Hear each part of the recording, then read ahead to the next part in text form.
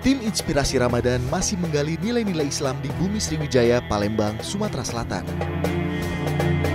Dalam perkembangannya, penyebaran Islam di Palembang tidak terlepas dari peran para pedagang Muslim asal Tiongkok yang menjadikan Palembang sebagai kota tujuan perdagangan mereka.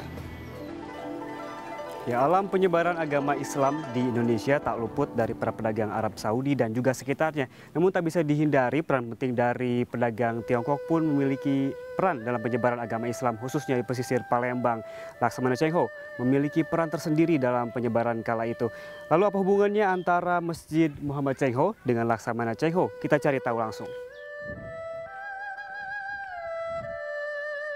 Pada masa awal berdiri, Masjid Cheng Ho bernama Masjid Al-Islam Muhammad Cheng Ho. Tidak hanya di lokasi perdagangan, jejak para Muslim asal Tiongkok dapat dilihat dalam beberapa ornamen keseharian warga Palembang saat itu. Salah satunya tergambar dari masjid dengan arsitektur unik ini.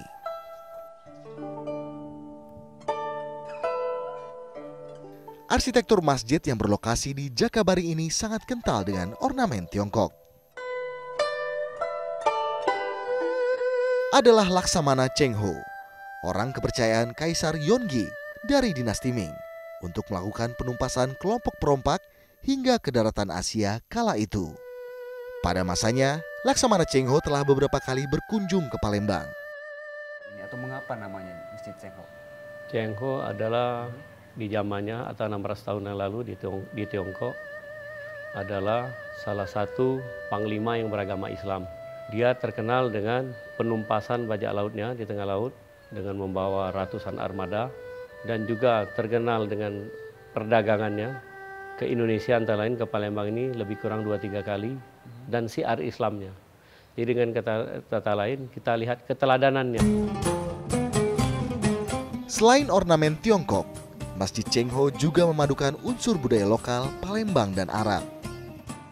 Begitu kentalnya ornamen Tiongkok dengan mayoritas warna merah dan hijau, Masjid Cheng Ho ini sempat diduga kelenteng oleh warga Palembang masa itu. Tidak hanya di bagian luar, ornamen bernuansa Tiongkok juga sangat jelas terlihat dari warna merah pada pintu masjid. Senada dengan di bagian luar, nuansa Tiongkok jelas tergambar pada ornamen dalam masjid. Ini kalau dari pembentukan ataupun arsitektur yang membuat masjid ini, apakah memang warga asli pribumi, apakah juga memang langsung didatangkan dari Tiongkok? Ini kalau yang kedua ini, yang pertama itu orang Palembang, kedua ini kita nego lagi sama orang turunan dari Jakarta.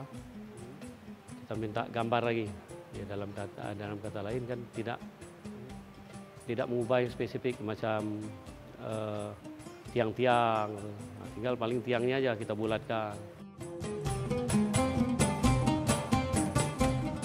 Di dalam masjid, ornamen masjid sangat kental dengan nuansa Arab dan Palembang, bahkan budaya Jawa.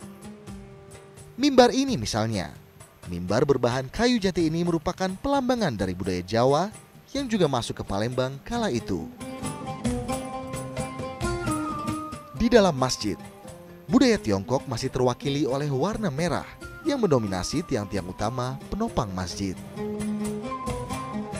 Seolah tak ingin melupakan peran dan jasa Laksamana Cheng Ho dalam penyebaran Islam, para warga Palembang yang dibantu warga keturunan Tiongkok saling bahu-membahu untuk melestarikan masjid yang syarat nilai sejarah ini. Jadi kata guru saya, kalau kita kiatnya mau membangun rumah ibadah, kerjasamalah dengan 4 pilar gitu. Satu, kerjasamalah dengan pemerintah yang adil dan bijaksana. Kedua, kerjasamalah dengan pengusaha yang dermawan. Ketiga, kerjasamalah dengan para kiai, ustadz, dan para habaib. Dan keempat, kerjasamalah dengan fakir miskin yang mau mendoakan.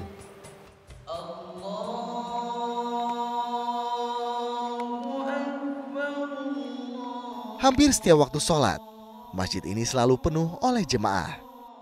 Tidak hanya sholat berjamaah, tiap Ramadan beragam aktivitas keislaman juga sering digelar di masjid ini, termasuk membaca Al-Quran. Ya, nilai yang bisa kita ambil setelah mengunjungi Masjid Cheng Ho ini adalah akulturasi budaya yang sangat kental untuk menghormati pemimpin dari Tiongkok yang menyebarkan Islam di tanah Palembang. Bahkan nama Palembang pun berasal dari Tiongkok, yaitu Polimpong, yang artinya pelabuhan tua. Kami akan mengunjungi masjid lain di Palembang tentunya. Salam inspirasi Ramadan.